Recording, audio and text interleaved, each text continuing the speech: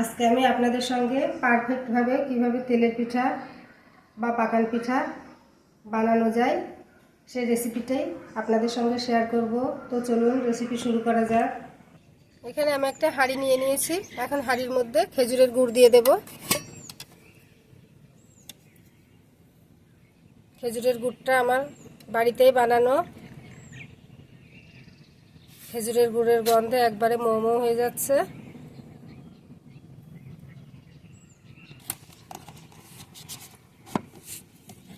এখন 1 কাপ পরিমাণ মতো পানি দিয়ে দেব।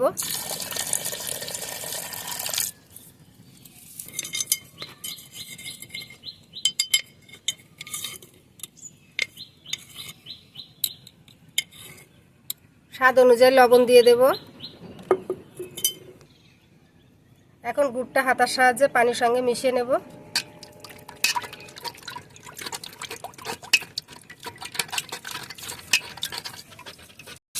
এদিকে আমি চুলোটা ধরিয়ে দিয়েছি। এখন হাঁড়িটা বসিয়ে দেব।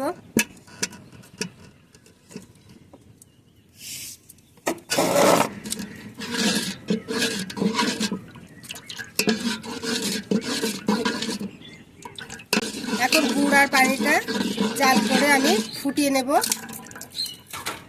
গুড় আর পানিটা দেখুন ফুটতে শুরু করেছে।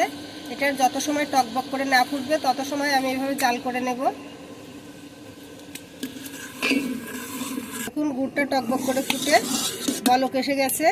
এখন এই পর্যায়ে আমি গুড়টা নামিয়ে নেব।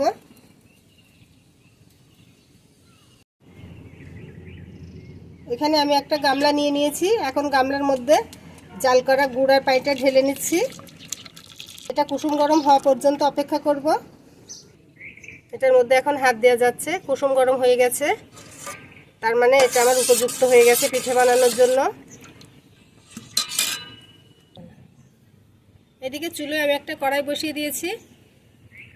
কড়াইটা গরম হয়ে গেছে। এখন সাদা তেল দিয়ে দেব।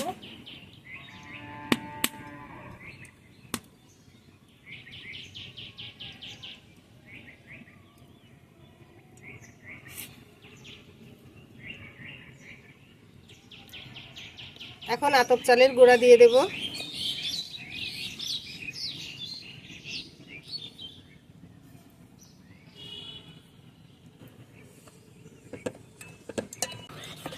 আতপ চালের গুঁড়োটা দিয়ে ভালোভাবে মিশিয়ে নেব। আরও কিছুটা আতপ চালের গুঁড়া দিয়ে দেব। দিয়ে আবারও ভালোভাবে মিশিয়ে নেব।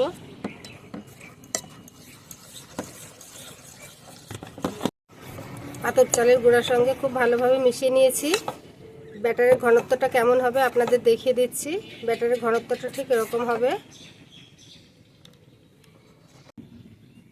তেলটা গরম হয়ে গেছে। এখন 1 হাতা ব্যাটার দিয়ে দেব।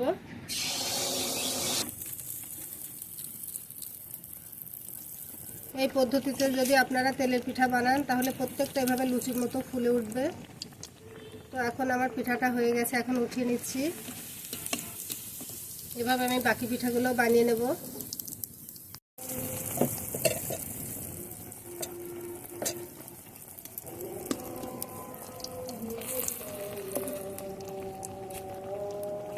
প্রত্যেকটা পিঠা এভাবে লুচির মতো ফুলবে। আপনারা এই টেকনিক একবার ফলো করবেন।